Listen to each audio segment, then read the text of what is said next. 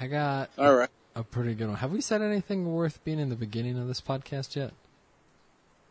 I don't know if we've ever said anything worth being in a podcast, That's but we do it anyways. that is a valid point.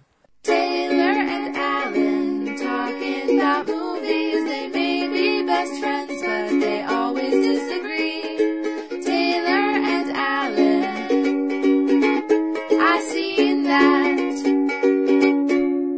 You want me to give you the year of this movie? I think you're gonna need the year. The trivia is gonna be a little tough unless you know the movie well. But this does not feel like a movie you might know. Give me the trivia and we'll see what happens. So the box office for this film reached more than $225 million internationally. Okay. The main character's wife was played by his real-life wife. Matilda. Roberto Benigni was so excited to receive his Academy Award for Best Foreign Film that he stood up in his chair and leaped across several more chairs to get to the stage. Roberto Benigni? Benigni, I think it's pronounced. Benigni. Yeah, It's a foreign film? it is a foreign film. Uh, I don't think. I'm just going to say 1986. Is the year or the movie? It's a year. No. 1997 is the year, but do you have the name of the movie? That's the important part here. I don't know a lot of foreign films. Yeah, this one you might know. Like, this one's not unreasonable to know. But you might not know it, but I think a lot of people do know it. You know what I'm saying? Okay. Yes. Like, it's mainstream even though it's foreign. Is it anything with Jackie Chan? No. No. Then I'm out. This movie would be very different if Jackie Chan was in it. This is As far as I'm concerned, if it doesn't have Jackie Chan, it's not foreign. well, Jackie Chan is not really a foreigner that much anymore. Although that is his Whoa! next movie. That is his Have next you movie. not seen the trailer for The Foreigner? That it looks pretty good. It's just about him and his life doing foreign movies. Oh, is that what it is? It's a documentary? It's a documentary. But anyways, this movie is called Life is Beautiful. Have you seen Life is Beautiful? I have not seen it, but I've heard the title, and that's as far as that goes. Yeah. So this is, back when I was dating my wife, so before we were married, we were trying to watch all the top 100 AFI, like the AFI top 100 movies list or whatever it was. Yeah, I've tried to do that. I can't ever get past the first one. Yeah, they're super boring. Like, They are. They're like artistic or whatever, but that doesn't mean it's good. yeah, well, so like the thing like Citizen Kane, that like revolutionized. Is that how you said that word? It like made it made such a huge impact on the way people make movies that people started making movies like that. But that's been going on for however long now, 80 years or something like that. And so they've perfected the things that were new in that. So now, if you watch it, you're like, well, this isn't that impressive because they did this exact same thing in Hot Tub Time Machine 2. You know, like it's... Yeah, exactly. It's no, not, I know what you mean. Yeah. It's hard to still be It's impressed. not groundbreaking anymore. Yeah. It'd be like going back and watching Avatar again. Like, if you saw Avatar for the first time now, you'd be like, all right, that was a movie. Which... You wouldn't understand all the hype, probably. Get ready for having that feeling 5 more times.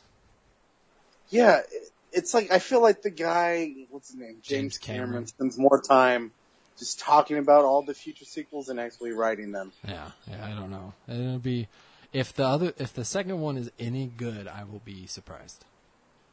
Yeah, at this point, I don't have high hopes for it. I did like the first one, but... Yeah, it was fine. It wasn't, like, you hear about all the people... I didn't see it, and I was like, I need 4 more of these to wrap this. Yeah, no. But there were people who were, got clinically depressed because they couldn't live on the Avatar planet. Or the Pandora, whatever it was called. Oh, yeah, well, that is depressing. Yeah.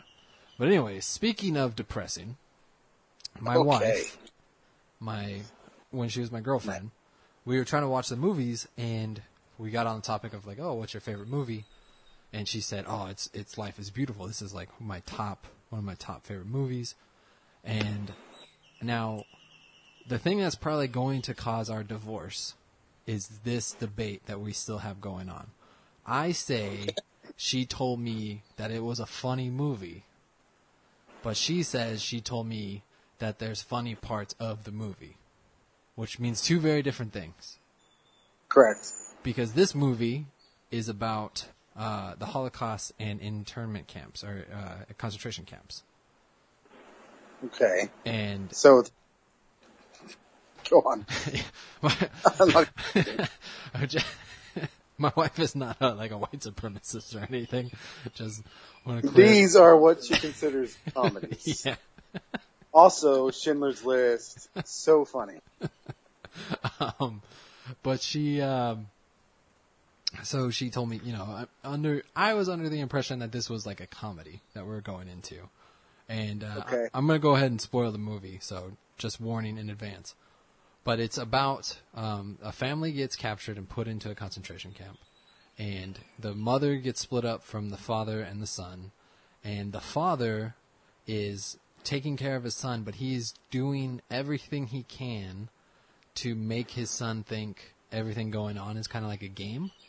Like, everything they're doing, like, oh, we're winning points and people are watching, and like, if we get to the end of this and we have the most points, we're going to win a tank. And that's kind of like the whole thing. And the father's got this like just amazing attitude and spirit through all this terrible stuff. And is, I'm about to cry right now. Seriously, just thinking back of this stupid movie. Because it was so funny? Yeah, because it was so funny. I was dying laughing. But he spends the whole time trying to, you know, keep his son innocent of the terrible things going around. And, I mean, in my wife's defense, it was pretty funny during all this stuff. But the end of the movie, the dad gets shot in the head, and right. The son is running away and runs into his mom, and then a tank comes over the hill, and the son thinks, we want a tank, and then the movie ends. And so, it was awesome. It was so sad, and I was so angry. I was like, I cannot believe you told me this is a funny movie. It like put me in a deep, dark place for like a couple days. I was because I did not expect it. Who is this monster that I married? Yeah. And, I was just like, cause up until the end, it was funny, right? Like it was lighthearted, and I mean, there was tough stuff going on, and like you knew that, but it was like, it didn't feel heavy until like the last 5-10 minutes, and it was like, oh, that was not fair. I was not expecting that at all, and I feel like my wife set me up. You know, I wish I could remember, but I've been through that where, for some reason, I was under the impression that some movie I was going to watch was a comedy, and I got about halfway through when I realized this is not a comedy whatsoever, and I don't remember what it was. It was a few years ago. Well, there's that line in, I think it was The Office, where Pam is talking about how she watched 28 Days Later, thinking it was 28 days. 28 weeks or 28 days, yeah. Because 28 Days is a Sandra Bullock, like, drug addict recovery movie, and 28 Days Later is a zombie movie. Zombie movie? Yeah. Yeah, pretty much like that. Yeah. But yeah, I was pretty shaken by Life is Beautiful. Well, how long did it take you to realize that it's not a comedy? Like, was it light enough throughout the whole movie that you thought it could still be considered a comedy? Yeah, I thought it was a comedy Holocaust movie. Like, oh gosh, until the very end. A very unique category. I don't even know how, like, if you've seen the movie, I think you'll understand what I'm saying. If you haven't seen the movie, I might sound terrible, but it's true. Like, No, I get what you're saying. Because the whole thing is, like, about him keeping the innocence of his son, right? And so, even though there's all this bad stuff, he's like, joking around and pretending and, doing all this different stuff and, like sneaking around the camp to send a message to his wife over the loudspeaker. And I don't know, it's really well done. It's really good, but it is super, super heavy. Like, and then afterwards I was like, what did we just watch? Like, you said that was a comedy. You said it was a funny movie. She's like, no, I didn't say it was a funny movie. I said the movie is funny sometimes. And I was like, no. You have to be way more clear if we're about to watch a movie about the Holocaust. That you can't sell it as, oh, the movie's got funny parts sometimes. Yeah. That should be a disclaimer. That it's a Holocaust movie? At the beginning of any movie with the Holocaust, it should say, this is a comedy, or this has a few funny parts, but just be prepared. Oh, man. Is there any movie that you have that you felt like you went in thinking it was something completely different? Whether it was funny and it turned out to be sad, or that you thought it was going to be a dramatic movie and it turned out to be funny? Oh, just the one that I was talking about, but I can't even remember what movie it was. I just remember feeling so betrayed. But it wasn't like anyone was telling me about it. I just, for some reason, was under the impression it was some comedy, and it was not. Yeah. I had that happen with the TV show Dexter. Oh, really? I went into that thinking it was going to be more like a slapstick thing. Oh, really? I thought it was going to be a lot darker than it was. Did you? Well, because it was... Like, I didn't think it would be any lightness whatsoever. Oh, yeah. Well, I went into it... My friend had told me about it.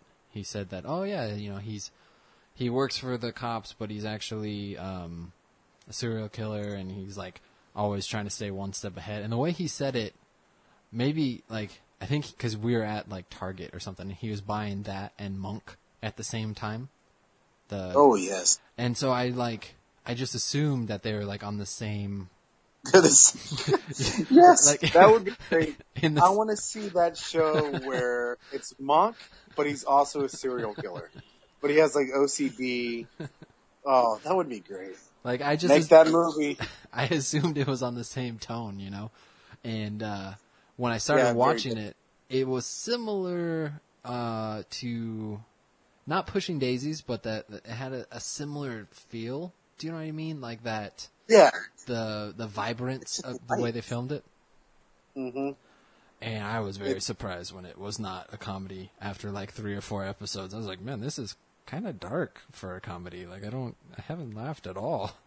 And then I didn't know much about it going into it. In fact, I got it, Crystal bought it for me on accident.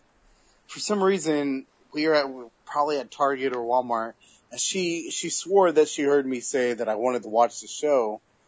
So I want to say it was like Valentine's Day, she bought me like a couple episodes on DVD, and she bought that one, and she's like, are you excited? I was like, I don't even know really what this is. I'd kind of heard about it. She's like, you wanted to watch this? I was like, I don't know what you're talking about, but we'll watch it anyways, and then ended up liking it. But yeah, for some reason I thought it was like a lot darker than it was. Yeah. Which it was still plenty dark. Well, it definitely got darker the longer it was on. Oh, of course. It got less bright and much more dark. Yeah. But it was so disappointing of a show.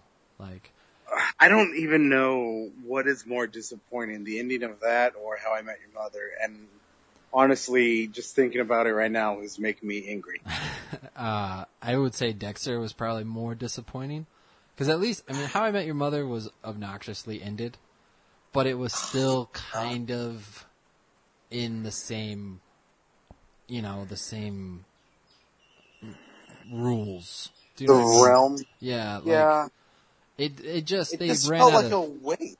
They ran out of steam, and they kind of kept going. And Dexter just had no idea of what to do. And they tried like 5 different things, and they brought back his girlfriend who should have never came back into the show. That made 0 sense, the way they ended it, whatever it was. Oh, no, she should have come back to kill him. Yeah.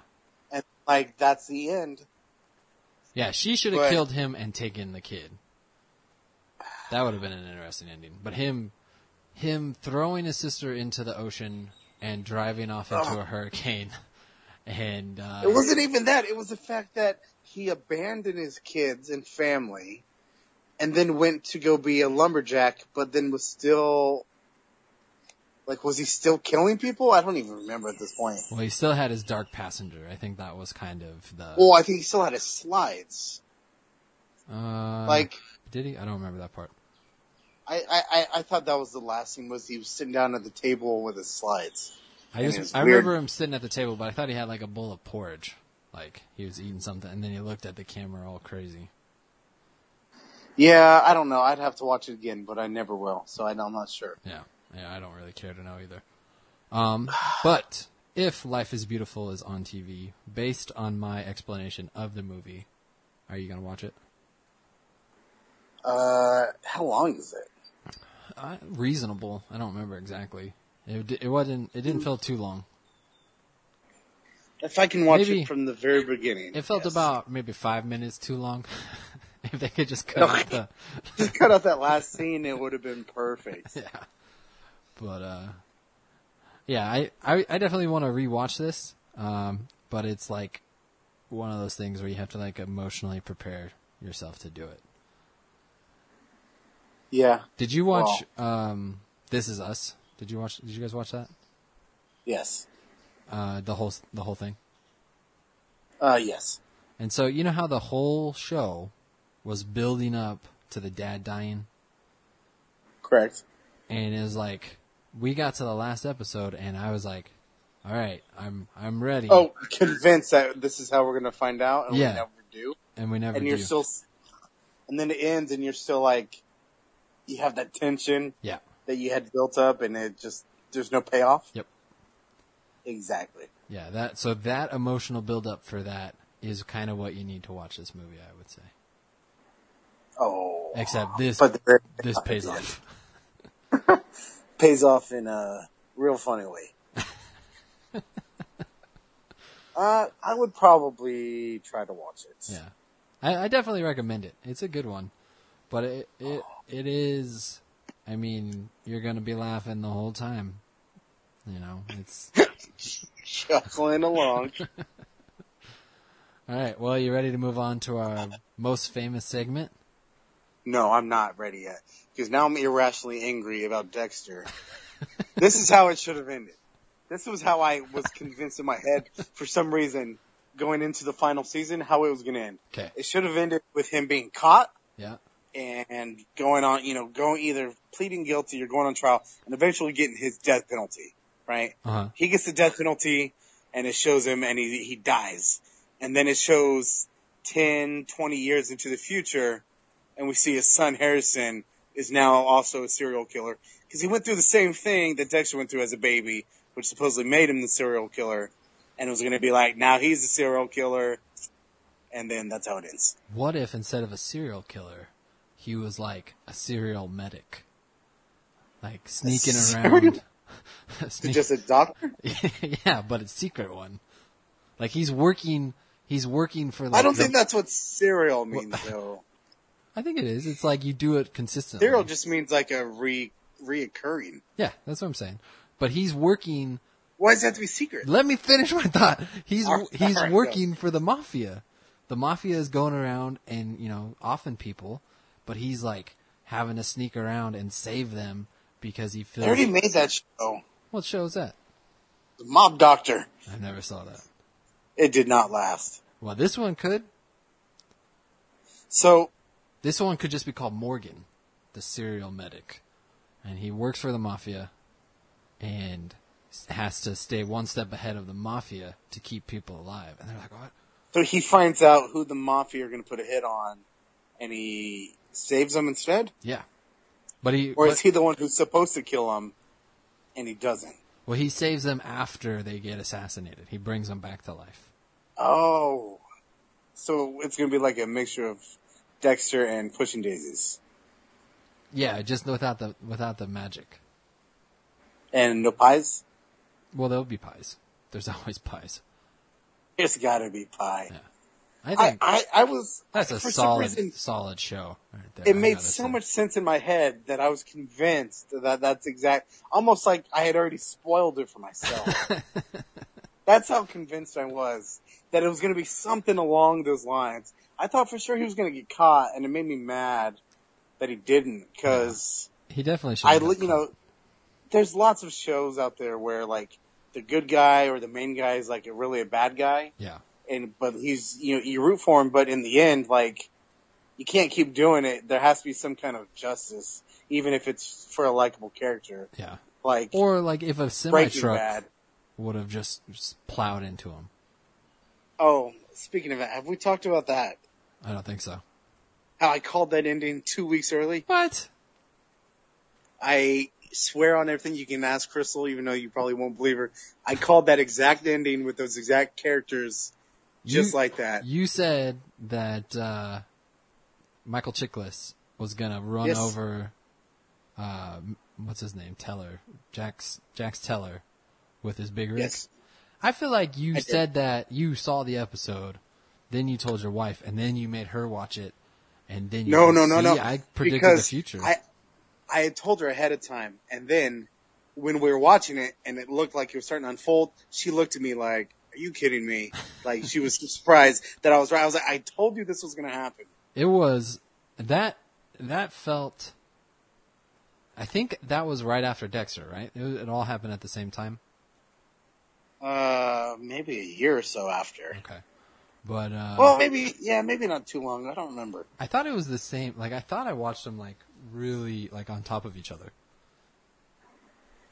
Like, within a week of each other. I don't think it was that close. No, I don't remember. But that one, I want to say was very disappointing, but Dexter had already kind of popped that bubble of expecting things to end well. That Sons of Anarchy didn't really, I wasn't too sad about it. I was like, well, that was stupid. They ended a year apart. Oh, okay. And it was Breaking Bad? Yeah. Breaking Bad ended... It's like 2012. No, 2013. That was the same year as Dexter. Gotcha. So that must have been what I was thinking of. But there's gotta be some kind of justice for these characters. You know what ended really well? Was The Shield. That's what I'm talking about. That was a bad character who got what he deserved. Well, he should have got a lot worse, but he got... He got neutered. Got a type of punishment. Yeah. Yeah, I think he would have preferred to go to jail than to be chained up at a desk.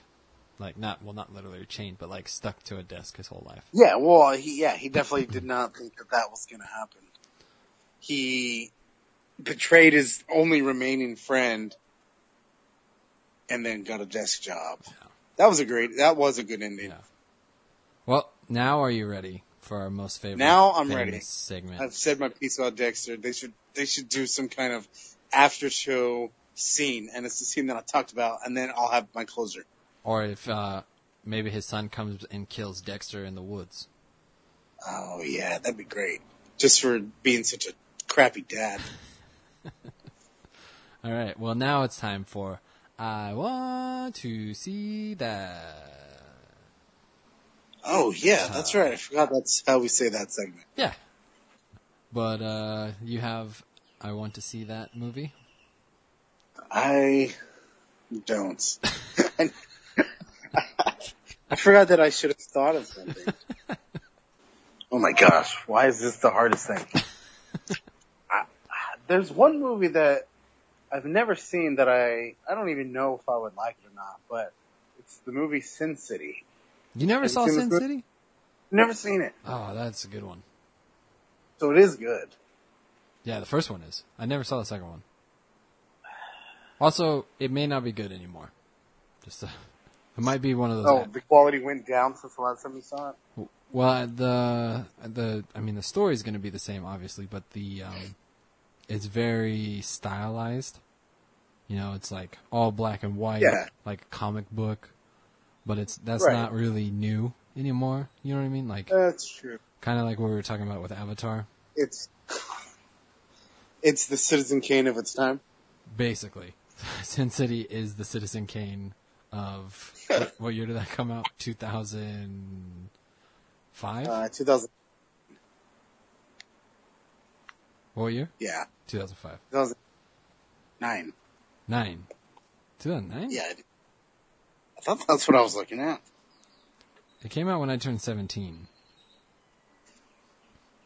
Which is 12 years Yeah. ago. Oh, yeah, you're right. 2005. Yeah. Well, all right.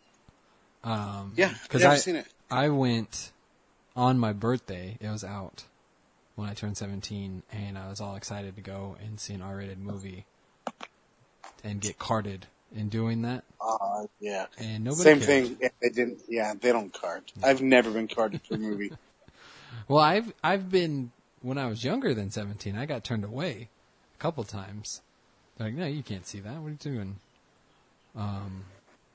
To an R-rated movie? Yeah. What were you thinking? I wanted to see That they wouldn't ask? I don't know. We just tried buying the tickets. We never considered it. I mean, it didn't happen a lot. But, I mean, this is like 14, 15, you know? Right. But, yeah, I got turned away a couple times. But so when I was 17, I was like, oh, yeah, now I can show them my ID. I'm basically an adult. And You were hoping to go back. It's the same guy. He's like, hey, I thought I told you to get out of here. You're like, not this time. basically, that was And then he's like, what? It was going to be my redemption story. And it was not to be. No. If you want to get a hold of us, you can tweet us at ISeenThatPod or me directly at AlanRJR. And I am at Taylor Enixon, but I don't ever go on Twitter. So if you hit me up, it might be a few weeks before I respond. And if you enjoy this podcast and you want to hear it earlier, you can go to our Patreon and give us $1 and get access to all the episodes a week early. And with that same dollar, you can choose who has a better taste in movies, Taylor or me, Alan. And you should know already. Shouldn't be that hard to figure out. Yeah, no, it's not hard. It's me. And I also, because I went on Twitter, I guess there is a poll up for the Spider-Man movie. I'm going to reveal our current standings or results here. Is it 1-1 still? No, it's not. Oh, did you vote on it? I just voted. Question is, of the original Spider-Man trilogy, which movie is the best? 1, 2, or 3? And it's clearly number 2. What is it, 1-2 now? 2-1, yeah. So who was the other voter for number 2? I have no idea. I assumed it was you.